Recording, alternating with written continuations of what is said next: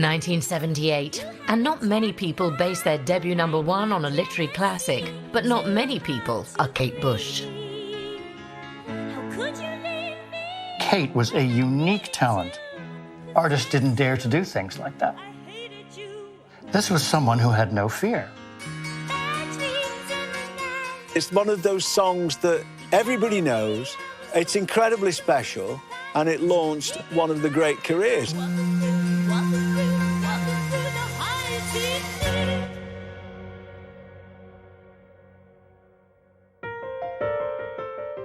The ascent to Wuthering Heights began in the mid-70s, when Kate Bush was famously discovered by Pink Floyd's Dave Gilmour, who put up the money for the 16-year-old to record a professional studio demo with an up-and-coming young producer. I went up to their Pink Floyd office and David introduced me to Kate. Listened to some of her music, was very impressed. I mean, she was an extraordinary talent, very quiet initially, but as soon as you got her talking about music, she lit up. David played me several songs. The obvious standout one was Remember the Child in His Eyes. He just said, right, book your studio, do that and a couple of other songs, and we'll see what comes out of it. He's here again, the man with the child in his eyes. This is the original score of Remember the Child in His Eyes. As you can see, it actually says Kathy Bush at the top rather than Kate, which is how she was known then. Air Studios, on the 19th of June, 1975. And I threw her into a studio, sitting at a piano, and she was brilliant. An excited Dave Gilmour took the tape straight to EMI executive Bob Mercer.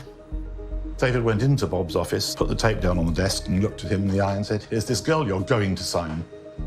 And as Bob Mercer told me later, when you've got the lead guitarist and singer of the Pink Floyd sitting there telling you you're going to sign it, you don't tend to argue with them.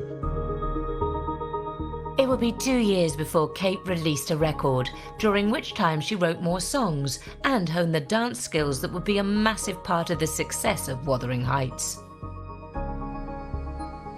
She definitely felt that she was a rounded artist, really. She was a dancer, she was a lyricist, she was a composer, she was a performer. It's hard to think of anyone who did that before her in exactly the same way.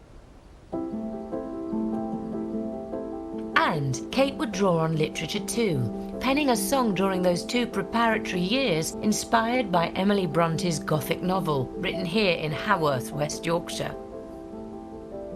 The intense horror of nightmare came over me. I tried to draw back my arm, but the hand clung to it, and a most melancholy voice sobbed, "Let me in, let me in."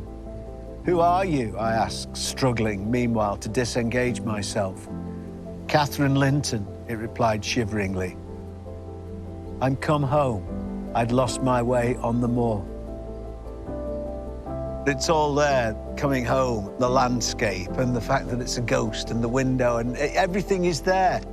You could see why that would captivate and sort of set flight to the imagination of the young Kate.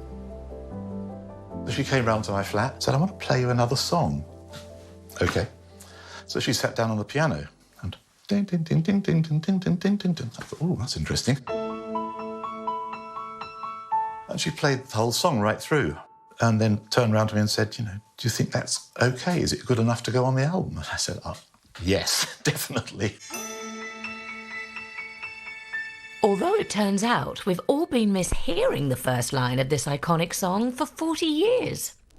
A lot of people think that it's out on the wild and windy moors, which would make perfect sense, but it's not. It's wily, windy moors. Out on the windy moors, we'd roll and fall in green. Why wily? You had a There is that sense that the mood of the moorland changes, that the moor has its own personality and it chooses what side of itself it's going to show you.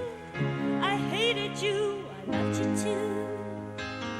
Bad dreams in the night. He told me I was going to lose the fight. Leave behind my walking through the heights. It's me, I come home, my so cold. All that they was originally, it was just Kate playing it on the piano, so I had to work out where the guitars come in, where does the drums come in, where does the bass come in, which, you know, is part of my job as an arranger producer. The strings actually come in at the beginning of verse 2. I wanted them to be there to support that verse. Right now,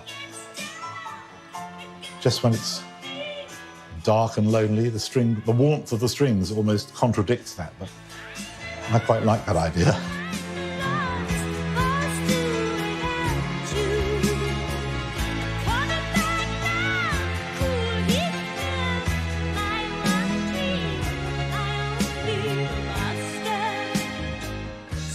Pop music was here. Kate Bush, she was way over here something. She was like way off in the distance. She was from a different galaxy.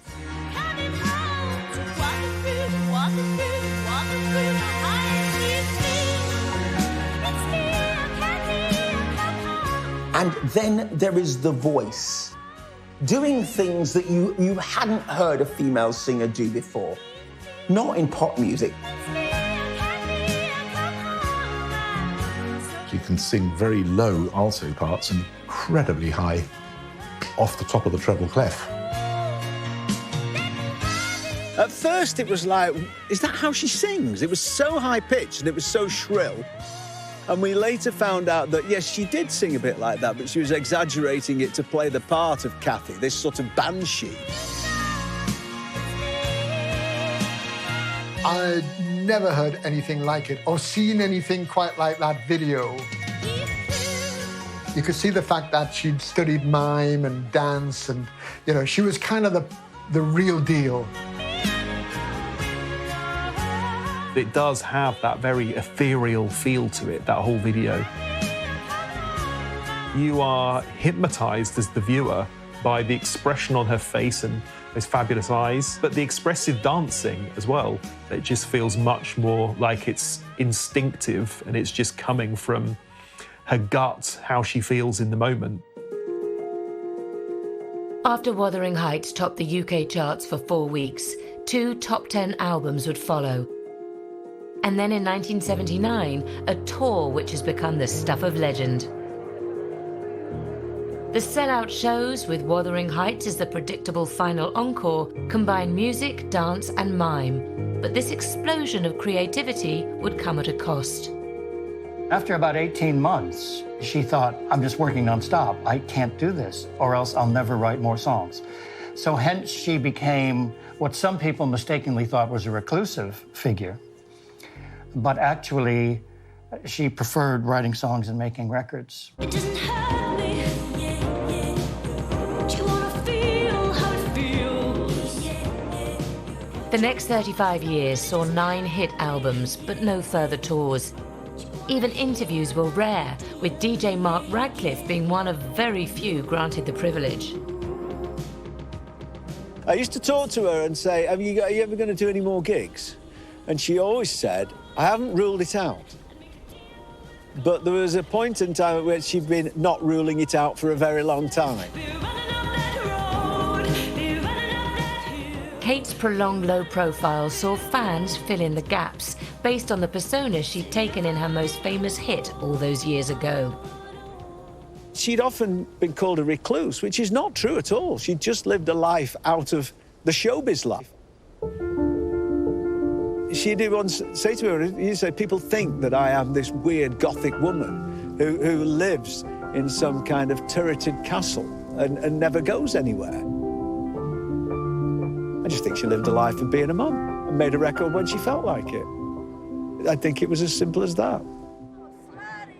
Then, out of the blue, in 2014, she returned to the stage with a 5-week residency at the Hammersmith Apollo.